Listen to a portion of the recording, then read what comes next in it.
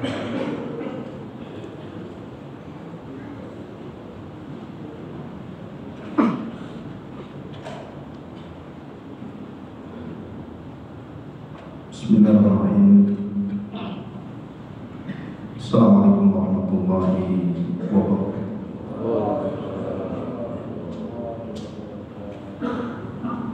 Bismillah wassalatu wassalamu ala rasulillah wa ala alihi wa sahbihi wa mawala wa la hawla wa la quwwata illa billahi wa ba'd. Alhamdulillah, di pagi hari ini kita bisa melanjutkan kajian tafsir, masih membahas suratul Insyiqaq. Salawat dan salam kita hadiahkan kepada Rasul kita Nabi besar Muhammad sallallahu alaihi wasallam. A'udzu billahi minasyaitonir rajim. Bismillahirrahmanirrahim. فَأَمَّا مَنْ أُوتِيَ كِتَابَهُ بِيَمِينِهِ فَسَوْفَ يُحَاسَبُ حِسَابًا يَسِيرًا وَيَنْقَلِبُ إِلَى أَهْلِهِ مَسْرُورًا وَأَمَّا مَنْ أُوتِيَ كِتَابَهُ وَرَاءَ ظَهْرِهِ فَسَوْفَ يَدْعُو ثُبُورًا وَيَصْلَى سَعِيرًا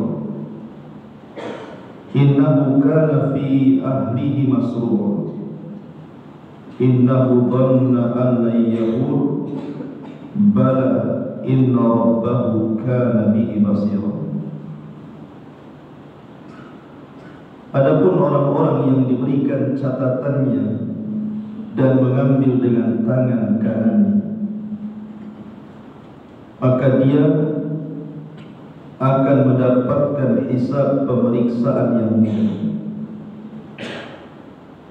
dan dia akan kembali kepada keluarganya yang sama-sama beriman, masrur, dalam keadaan bahagia.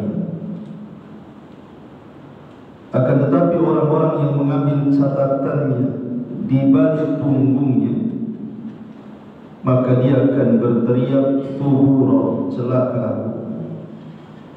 wa yasla sa'ira, dan dia akan masuk ke neraka sa'ir. Sesungguhnya dulu di dunia dia bersenang-senang dengan keluarganya, dan dia mengira dia tidak akan kembali kepada Rabbnya. Bala, tidak demikian. Inna rabbahu kana bihi basira. Sesungguhnya Rabbnya senantiasa ketika di dunia melihatnya. Baik. Di sini Allah Subhanahu wa taala menjelaskan tentang beberapa kondisi manusia saat pada hari akhir. Sebagian ulama mengatakan bahwa tartib secara nas, baik Al-Quran atau Sunnah, peristiwa-peristiwa setelah kematian itu dimulai daripada al-ba'tsu, kebangkitan. Kemudian yang kedua al-haudu, telaga. Kemudian yang ketiga asy-syafa'atu, syafaat. Kemudian yang keempat al-ardu, amal. Maksudnya diperlihatkan amalan-amalan yang di hadapan Allah semasa di dunia. Kemudian yang kelima baru terjadi hisab. Kemudian yang keenam baru diterbangkan catatan-catatan itu. Disinilah ada yang mengambil dengan tangan kanan, kiri, dan di belakang punggungnya. Baru setelah itu mizan, penimbangan amal dan pembentangan sijilah, catatan-catatan yang akan ditimbang. Baru setelahnya terjadi qisas. Qisas maksudnya qisas kepada orang kafir dan juga orang kafir kepada orang yang beriman, atau sesama orang kafir. Baru setelah itu dibentangkan sirat, jembatan titian yang terbentang di bawahnya jahanam. Kemudian setelah itu ada kisos lagi. Kisos itu hanya berlaku bagi orang-orang yang beriman. Barulah terakhir mereka akan berada di pintu surga. Itu secara umum tertib kondisi pada hari kiamat. Baik, kita rinci sedikit tentang tertib ini, biar kita nyambung dengan pembahasan surah Al-Insyiqaq. Yang pertama,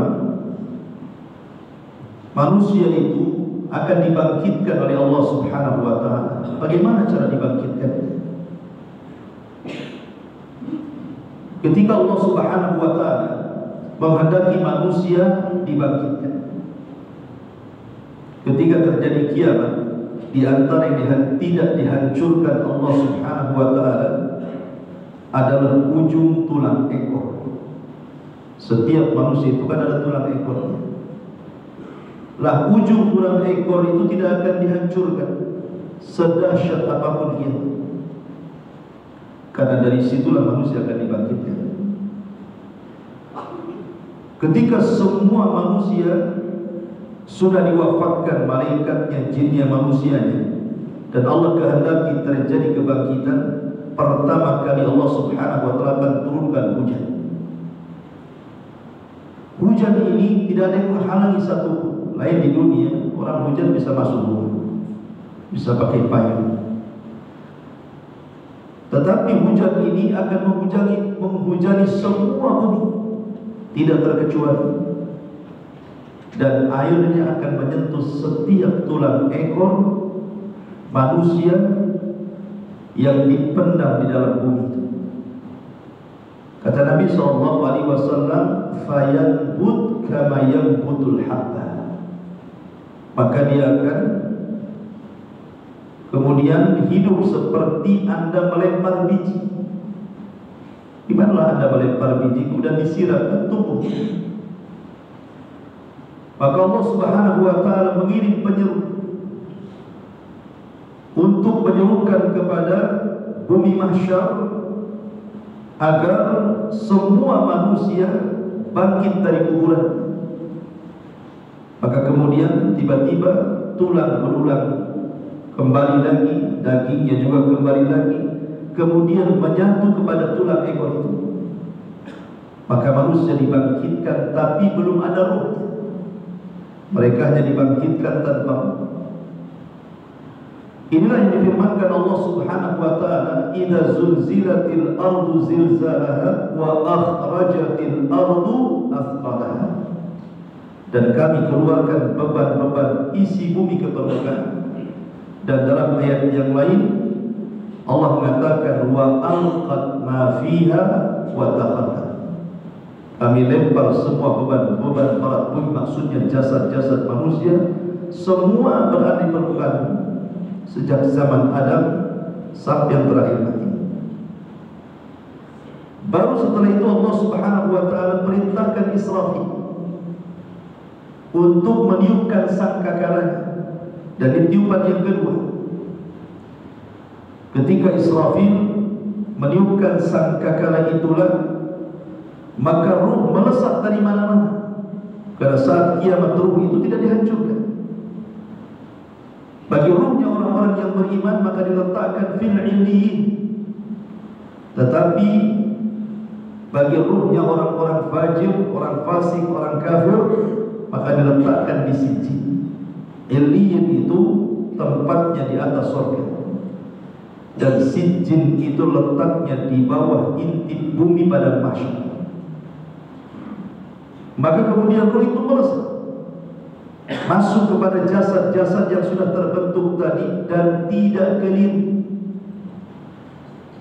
Ruh itu akan kembali kepada jasadnya. Anda bayangkan manusia sebanyak itu, tentu akan terjadi desak-desakan, ziham bahasa Arab, karena banyaknya manusia di situ.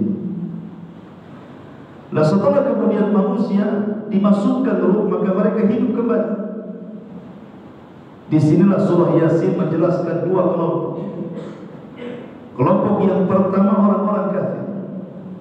Mereka kaget kemudian mencela dirinya dan mengatakan, ya wailana man ba'atsana min marqadina. Duhai celaka, siapa yang membangkitkan aku dari tidur aku ini? Tapi kelompok yang kedua, orang-orang yang beriman, mereka tidak kaget dengan hari kebangkitan ini, karena semasa di dunia dia yakin ada hari kebangkitan, dan dia pun berusaha beramal soleh untuk menghadapi hari kebangkitan itu, sehingga dia mengatakan, hadza ma wa'ada ar-rahman wa sadaqal mursalun. Inilah janji dari Allah Ar-Rahman dan benarlah ucapan para rasul. Kemudian setelah itu, setiap para nabi sudah disediakan telaga masing-masing. Al-Imam Al-Qurtubi rahimahullah ta'ala ketika menjelaskan tentang ikhtilaful haul, perselisihan sebenarnya letak telaga itu di mana. Dan juga Imam At-Tahawi dalam kitabnya Aqidah Tahawiyah menjelaskan bahwa letak telaga itu ada khilaf di antara ulama. Apakah letak telaga itu di padang mahsyar? Apakah letak telaga itu setelah titian Siratal Mustaqim? Ataukah telaga itu terbentang bersama terbentangnya titian Siratal Mustaqim? Tetapi Imam Al-Qurtubi merajihkan, menguatkan pendapat bahwa Al-Haud itu, telaga itu letaknya di padang mahsyar, dan itu peristiwanya setelah hari kebangkitan. Adapun yang melatar belakangi kenapa Imam Qurtubi mengatakan seperti itu, karena dia mengatakan sesuai dengan akal, di mana orang yang ditidurkan lama kemudian dibangkitkan pasti akan merasakan haus yang luar biasa, sehingga mereka berhajat kepada minum. Makanya masing-masing nabi diberikan oleh Allah Subhanahu wa taala telaga. Dan juga Nabi SAW diberikan telaga yang paling besar, di mana panjangnya seperti Anda berjalan 1 bulan, dan lebarnya juga sama seperti orang berjalan 1 bulan. Sampai di mana kalau Anda berjalan 1 bulan jangan berhenti. Segitulah panjangnya, lebarnya juga sama. Aniyatuhum ka'adadi an-nujum fis sama. Gelas-gelas untuk menyium air dari telaga itu sejumlah bintang yang ada di langit, banyak. Tidak akan rebutan gelas maksudnya. Warnanya lebih putih dibandingkan susu, kemudian rasanya lebih manis dibandingkan madu. Wa man syariba minhu, kata Rasul, falam yadma abada, maka dia tidak akan haus lagi. Apakah semua umat Islam akan minum dari telaga itu? Tidak, ada sekelompok orang yang tidak bisa minum. Sebagaimana hadis Nabi SAW, ada orang-orang yang hendak masuk telaga Rasul dari umat Rasul. Dia umat Rasul, tetapi tidak bisa minum karena dihalau para malaikat. Maka Nabi SAW, Nabi Rahmah, tentu Nabi yang penuh kasih sayang dengan umat, berteriak-teriak dan mengatakan, ummati ummati, ya biarkan mereka kan umatnya. Tapi Allah Subhanahu wa ta'ala mengatakan, memberitakan kepada Rasul, innaka la tadri ma ahdatsu ba'da, innahum ghayyaru wa baddalu. Kau tidak tahu apa yang terjadi dengan mereka. Mereka sudah berubah, mereka meninggalkan petunjuk dan sunnah-sunnah. Biarkan mereka kehausan. Baru setelah kemudian sebagian orang minum dari telaga Rasul dan sebagian lagi terusir dari telaga Rasul, barulah kemudian datang penyeru yang menyerukan untuk kumpul di satu titik. Itulah disebut al-hasyr, manusia dikumpulkan di satu titik. Nah, setelah kemudian manusia dikumpulkan di satu titik, kondisi mereka berdiri dan mereka cukup lama di situ. Dalam posisi berdiri berdesak-desakan, matahari didekatkan di atas kepala, keringat bercucuran, ada yang tenggelam dengan keringatnya sekepala, sedada, sepusat, tergantung amalan. Ma'asyiral muslimin, Saat manusia dibangkitkan itu kondisinya macam-macam. Ada orang yang dibangkitkan itu ketika dibangkitkan kecil seperti semut di tengah-tengah orang-orang yang besar, sehingga dia harus terseok-seok dalam jalan karena takut diinjak. Dan ini disabdakan Nabi SAW, mereka lah mutakabbir, orang-orang yang sombong. Mereka merasa besar di bumi, Allah kecilkan di akhirat. Ada orang-orang yang saat dibangkitkan tiba-tiba buta matanya, dan difirmankan oleh Allah Subhanahu wa taala, Rabbi lima hasyartani a'ma wa qad kuntu basira. Ya Rabb, kenapa kau bangkitkan aku dalam posisi buta sementara di dunia aku melihat? Maka Allah Subhanahu wa taala menjelaskan, karena dulu engkau melupakan diriku, maka aku pun melupakan kamu. Nah, sekarang aku butakan diri. Jadi ada orang yang dibangkitkan buta. Bayangkan orang buta berjalan seperti apa. Ada juga yang dibangkitkan dalam posisi berjalan terbalik, kakinya di atas, kepalanya di bawah. Bagaimana caranya? Innallaha ala kulli syai'in qadir. Karena setiap orang yang dibangkitkan itu sesuai ala ma mata alaih, kata Rasul, sesuai dengan bagaimana dia mati. Ada yang kemudian dibangkitkan sedang memegang pisau dan menusuk-nusuk. Boleh jadi ketika di dunia dia bunuh diri seperti itu. Jadi macam-macam orang dibangkitkan itu kondisinya. Tidak semua sama. Masyaallah muslimin yang dimuliakan Allah Azza wa Jalla. Lah ketika manusia sudah kumpul di satu titik dan mereka jenuh menunggu faslul qada, keputusan Allah Subhanahu wa taala dan mahkamahnya, tidak kunjung, mereka harus berdiri, tidak tahu apa yang harus mereka lakukan. Akhirnya Allah Subhanahu wa taala mengilhamkan kepada manusia untuk datang kepada nabi-nabi ulul azmi. Pertama kepada Adam alaihi salatu wassalam. Dia bukan ulul azmi, tapi karena dia bapak kita, maka bapaklah yang pertama didatangi. Datang kepada Adam. Disinilah yang disebut dengan syafaat. Tapi Adam tidak sanggup, kata Adam, datanglah kepada ulul azmi yang pertama, Nuh. Nuh juga i'tidar, memberikan uzur. Kemudian Nuh meminta agar datang kepada ulul azmi yang kedua.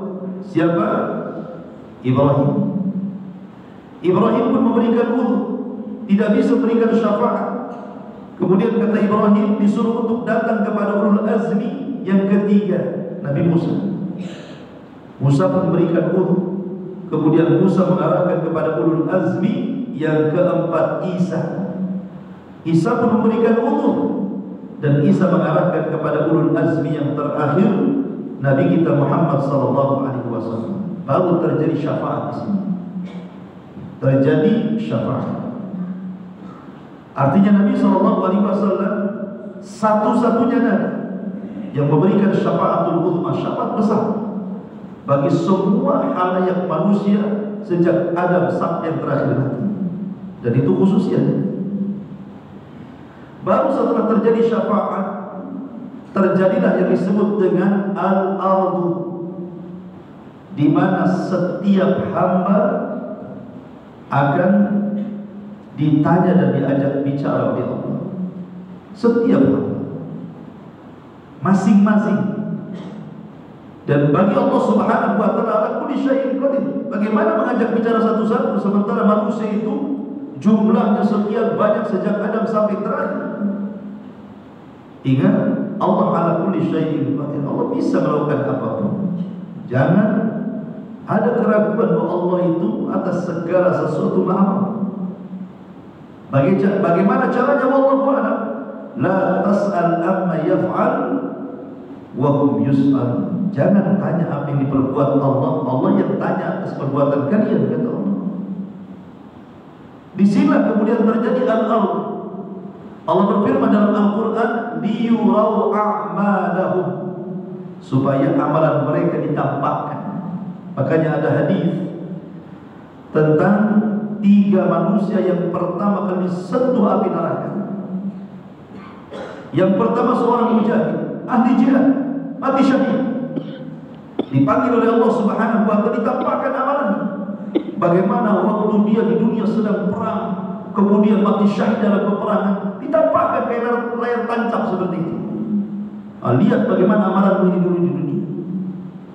Kemudian dia pun fa'arafaha, mengakui ya itu saya yang ada di situ itu.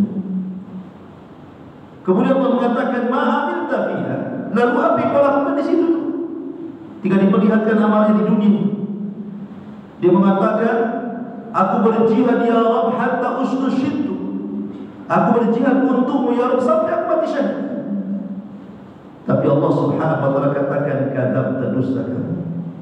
Engkau berjihad bukan untuk itu, tapi engkau berjihad hanya untuk supaya manusia menyebutmu sebagai pahlawan besar. Kemudian didatangkan para malaikat dan dikatakan ambil orang ini masukkan ke neraka. Kemudian didatangkan orang yang kedua, seorang qari'ul Quran, pakar Quran. Kemudian ditampakkan padanya bagaimana ketika di dunia dia mengikuti lomba ini, lomba itu, baca Quran, dipuji manusia. Dan dia fa'arafaha, mengakunya, memang itu saya wahai Allah. Maka Allah Subhanahu wa taala katakan, "Fima amilta fiha?" Lalu apa yang kau amalkan di bumi? Dia mengatakan, aku membaca Quran ke sini, ke sana, diundang sana, diundang sini, karenamu ya Allah. Maka Allah katakan, kadzabta dustakan. Kamu enggak seperti itu. Kamu membaca Quran didengar manusia supaya manusia menganggap dirimu qari. Seorang qari membaca Quran. Engkau ini hanya ria saja. Maka datangkan para malaikat, bawa orang ini masukkan ke neraka. Kemudian orang yang ketiga ditampakkan padanya amalan sedekahnya, bagaimana ketika di dunia tidak ada satu masjid kecuali sumbang, tidak ada fuqara wal masakin kecuali sumbangnya, tidak ada tempat-tempat yang berhajat kepada sedekah kecuali sumbang. Kemudian dia melihat amalannya dan mengakui itu saya. Kemudian Allah mengatakan fima amilta fiha, lalu apa yang kau amalkan di situ? Oh, saya bersedekah sana sini sana sini, dan itu karenamu ya Allah. Tapi Allah katakan dusta, kadzabta, dusta kan? Kau bersedekah itu supaya manusia menganggap dirimu seorang dermawan, pemurah dan begitu seterusnya. Kau hanya lihat. Nah itu disebut al-ardun. Ditampakkan saja amalannya, diakui atau tidak. Kalau dia tidak mengakui umpamanya, ketika ditampakkan kepadanya amal perbuatan maksiatnya, mungkin dia sedang berzina, mungkin dia sedang minum khamar, sedang berjudi, sedang menggibah, sedang menghina dan begitu seterusnya. Tiba-tiba dia mengelak, oh enggak, saya tidak melakukannya. Di sini Allah Subhanahu wa taala akan datangkan berbagai macam saksi. Salah satunya Allah berfirman, yauma nakhtimu ala afwahihim wa tukallimuna aydihim wa tashhadu arjuluhum bima kanu ya'malun. Pada hari ketika mulut tiba-tiba terkunci, tiba-tiba tangan bicara, kemudian kaki pula jadi saksi apa yang telah ia amalkan di bumi. Lalu apa gunanya Anda menyanggah kalau kemudian anggota badan kemudian membantah sendiri? Bahkan kulit bisa bicara dan mengatakan, iya bahwa badan saya ini melakukan ini dan itu. Sehingga badan ini protes kepada kulit dan mengatakan, lima syahidtum alaina. Kulit, kenapa kau bersaksi untuk badanmu sendiri? Maka kulit mengatakan, antaqana Allah, Allah yang buat aku bicara. Itu badan kita saja sudah membantah perbuatan kita. Kemudian didatangkan para malaikat menjadi saksi. Malaikat pencatat raqib dan atid jadikan saksi. Bahkan bumi yang kita pijak itu Allah mengatakan, yauma idzin tuhadditsu akhbaraha bi anna rabbaka auha. Nah, pada hari itu bumi tiba-tiba bicara. Ya, si aku itu hari ini, bulan ini, tahun ini, di tempat ini, ketika menginjak diriku dia bermaksiat. Kalau dia mengelak, datangkan banyak saksi. Dan di situ tidak ada lawyer, tidak ada pengacara. Lalu apa yang akan dibela di hadapan Allah Subhanahu wa taala? Itu disebut al-ardun, amalan ditampakkan. Baru setelah terjadi al-ardun, barulah terjadi hisab dan tatayyur suhuf. Hisab dan pembagian catatan. Hisab ini terbagi menjadi 3 dan 2 cara. Pertama, ada orang-orang yang tidak dihisab. Sebagaimana hadis Nabi SAW ketika diperlihatkan umatnya ada 70.000 yang masuk surga tanpa hisab. Bila hisabin wala adab, sudah tidak dihisab, tidak diadab, direct masuk surga. Dan mereka orang-orang alladzina la yastarqun wa la yaqtawun wa la yatatayyarun wa ala rabbihim yatawakkalun. Orang yang tidak minta ruqyah, orang yang tidak minta diobati dengan besi panas, orang yang tidak menganggap sial dan untung kepada selain Allah, dan orang yang senantiasa mendapatkan, menambahkan hatinya tawakal kepada Rabbnya. Ada orang-orang yang tidak dihisab. Kemudian yang kedua, ada orang-orang yang dihisab, dan mereka orang-orang kafir. Orang kafir itu tidak dihisab amalannya, karena orang kafir tidak punya amalan. Orang kafir itu tidak punya amalan kebaikan secuil pun. Lalu kenapa mereka dihisab? Yang dihisab itu orang-orang yang beriman, maksudnya amal soleh.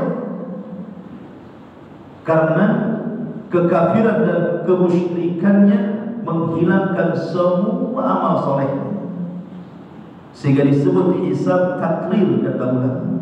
Karena bukan amalan yang dihisab. Kalau amalan dihisab, memang dia punya amalan? Tidak punya amal. Makanya Allah mengatakan a'maluhum qaramadin istaddat bihi. Amal mereka sudah dihempas angin habis. Makanya Allah mengatakan la in asyrakta la yahbatanna 'amaluka wa la takunanna minal khasirin. Kalau kau melakukan kesyirikan, habislah amalnya. Lalu apa yang akan dihisab dari amalan yang tidak punya amal? Lalu kenapa dia dihisab? Ini hisab takrir. Takrir itu hisab, bahasa kitanya hisab formalitas, supaya tidak ada hujah di hadapan Allah. Ditampakkan kejahatannya semuanya, betul ini kau melakukannya, maka dia mengatakan ya. Dan dia langsung dimasukkan ke dalam neraka. Wasiqal ladzina kafaru ila jahannam zumar. Kemudian yang ketiga, ada hisab yasir. Inilah hisab bagi orang-orang yang beriman. Hisabnya mudah. Dan yang pertama kali hisab adalah umat Nabi SAW. Dia datang terakhir, tapi dihisab pertama. Itulah hikmah menjadi umat Rasul dibandingkan umat-umat dulu. Dan hisabnya umat Rasul itu sebentar, tidak sebagaimana umat-umat terdahulu. Karena memang usianya juga pendek-pendek. Lalu apa yang akan dihisab? Lain dengan umat dulu kan, usianya panjang-panjang, paling 1000 lebih gitu ya. Seperti Nuh saja, berapa usianya? 1400 kan gitu. Umat dulu itu panjang-panjang, sehingga hisabnya lama. Tapi umat Islam ini umurnya pendek, karena Rasul yang mengatakan umur umatku itu berkisar 60 sampai 70 tahun saja. Lalu berapa lama hisabnya umat Islam ini? Kata Nabi SAW, hisabnya setengah hari saja. Allah itu cepat menghisab umat Islam, hanya setengah hari. Tapi setengah hari kehidupan akhirat. Jangan bandingkan kalau setengah hari kehidupan dunia. Kalau setengah hari kehidupan dunia, batas dulu sampai maghrib lah kan gitu. Tetapi setengah hari akhirat itu Allah Subhanahu wa taala katakan dalam Al-Qur'an, inna yawman inda rabbika ka'alfi sanatin mimma ta'udun. Satu hari kehidupan akhirat bila dibandingkan kehidupan dunia itu sama dengan 1000 tahun. Artinya setengah harinya 500 tahun. Kalau dibandingkan dengan kehidupan dunia. Makanya ada hadis yang mengatakan orang-orang miskin yang beriman akan masuk dulu ke dalam surga sebelum orang-orang kaya yang beriman. Jaraknya setengah hari. Setengah hari kehidupan akhirat 500 tahun. Orang miskin masuk dulu, orang kaya belakangan setelah 500 tahun. Sama-sama beriman. Ya, karena orang kaya memang hisabnya juga dua dalam kekayaan. Min aina iktasabahu wa fima anfaqa, kan ini. Dari mana kau dapatkan harta? Kenapa kau punya rumah, punya ini, punya flat, punya kos-kosan, punya tanah, punya... Dari mana itu semua? Ditanya dulu, dari mana hasil duitnya, bagaimana penggunaannya. Kemudian ditanya, wa fima anfaqtum, kemana kau infakkan? Kemana hasil ini kau sewakan, kemana hasilnya? Hanya lama hisabnya orang kaya itu. Dan Allah Subhanahu wa ta'ala ketika memberikan cara hisab dengan dua cara. Pertama, dengan cara supaya hamba mengakui tanpa harus membantah. Jadi ketika Allah Subhanahu wa ta'ala bertanya umpamanya kepada seorang hamba yang sedang dihisab, bukankah dulu engkau sholat ya? Bukankah dulu engkau berzina ya? Bukankah dulu engkau begini-begini? Iya.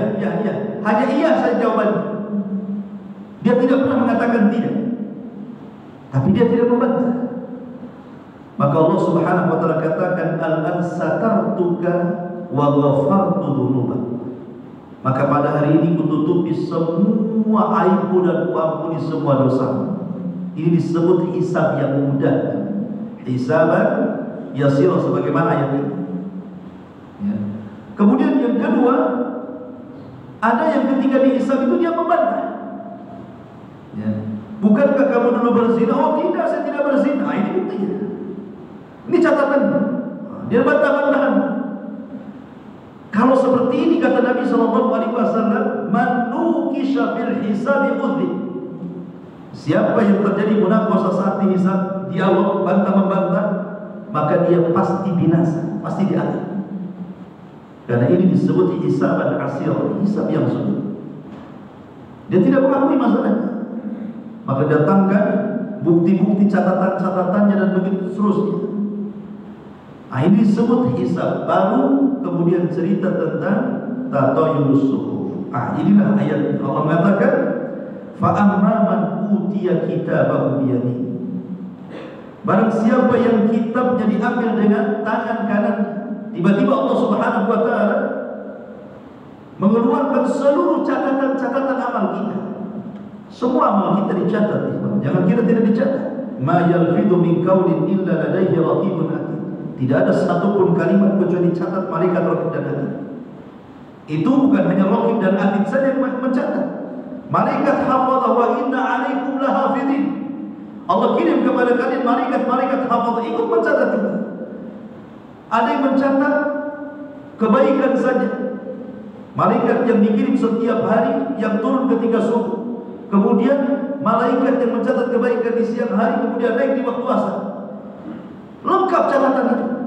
Tidak ada satu pun kecuali catat. Baik ketika kita mengucapkan amal kebaikan dicatat. Baik ketika kita mengucapkan amal keburukan dicatat. Bahkan amalan yang tidak ada kebaikan dan tidak ada keburukan pun dicatat. Cuma bedanya, kalau kata-kata yang tidak ada baik dan tidak ada buruk, seperti kita mengatakan mau pergi kemana, kalimat ini kan tidak berdosa. Ada dosanya di situ. Kalau saya nanya sama antum mau ke pasar, antum mau pergi kemana? Apakah kalimat mau pergi kemana ada dosanya? Tidak kan? Ada pahalanya? Tidak juga. Ini kan kalimat mubah. Kalimat tidak ada dosa, tidak ada pahala, tetap dicatat. Tapi bedanya, dia hanya dicatat tapi tidak dihisab. Yang dicatat dan dihisab itu kalau mengeluarkan kata-kata baik atau kata-kata buruk. Tapi kata-kata mubah tetap dicatat. Semua dicatat. Karena lafaz Al-Quran itu umum, ma yalfidu min qaulin. Tidak ada satu lafaz yang diucapkan manusia, baik ucapan itu baik, baik ucapan itu buruk, baik ucapan tidak ada kebaikan, tidak ada keburukan, illa ladaihi raqibun atid, kecuali raqib dan atid mencatatnya. Jadi semua dicatat. Jadi kita mau ke mana?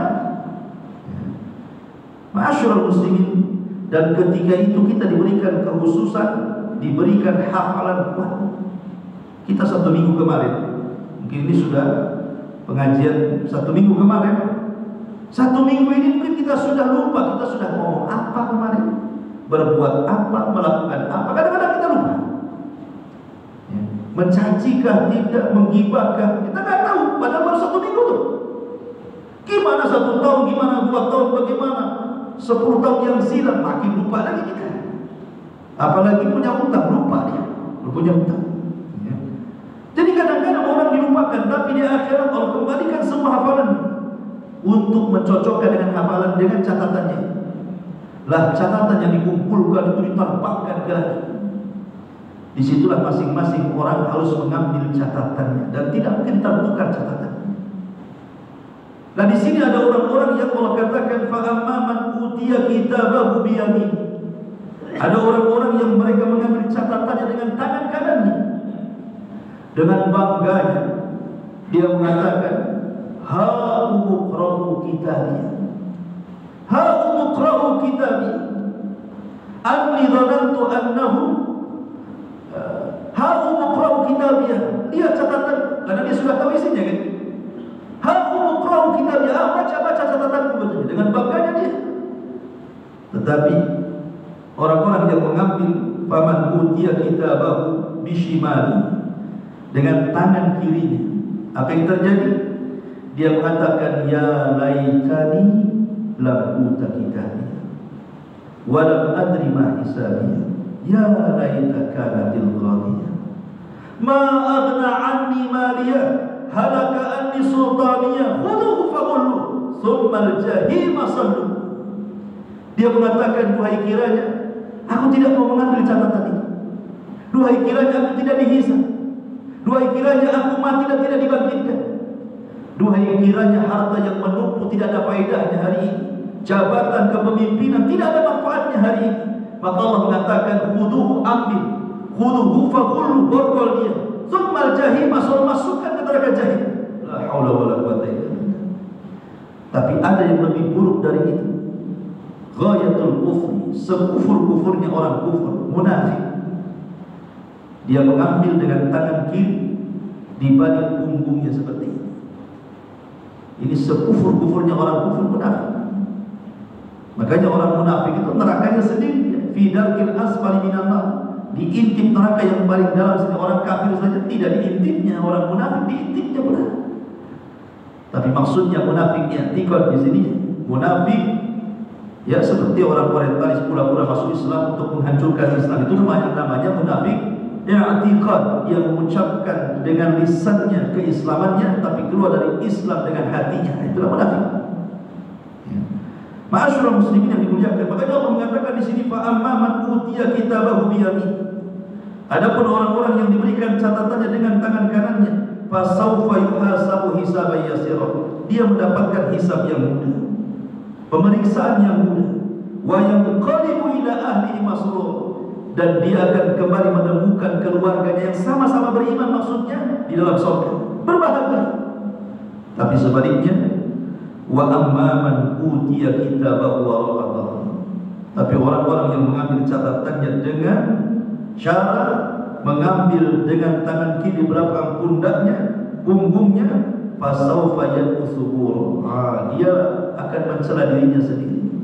Celaka aku, duhai kiranya aku tidak tahu hisabnya, tidak diambil catatannya, duhai kiranya aku tidak dibangkitkan, dan begitu seterusnya, mencela diri sendiri. Tapi apa gunanya pada hari itu mencela diri sendiri?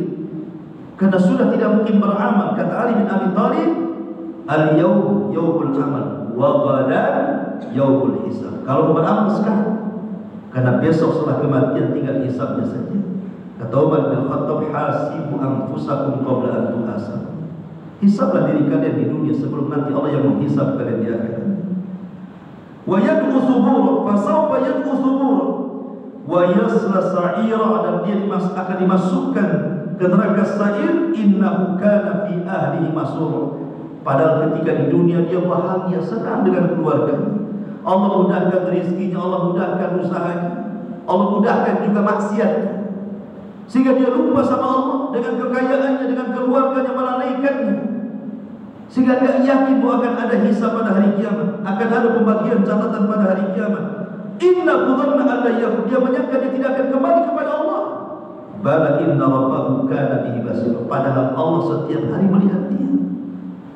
Ma'asyiral muslimin yang dimuliakan Allah Azza wa Jalla, baru setelah pembagian catatan ini baru terjadi kisos antara orang kafir dengan orang kafir, orang Islam dengan orang kafir, atau sebaliknya manusia dengan binatang, atau sebaliknya binatang dengan binatang, dan begitu seterusnya. Terjadi kisos, dan ini belum dibentangkan titian.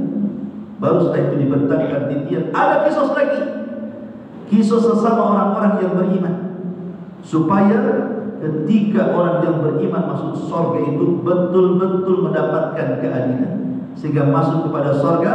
Wa nazakna ma fi sudurihim min ghillin ikhwan, kami cabut penyakit-penyakit hati dalam dadanya, sehingga masuk kepada surga itu semua bersaudara satu hati. Itu diantara ringkasan daripada tafsir Al-Insyiqaq ayat 7 sampai ke 15. Subhanallah, hamdika, syukur la ilaha illa anta, astaghfiruka wa atubu ilaik. Allah Ta'ala. Assalamualaikum warahmatullahi wabarakatuh.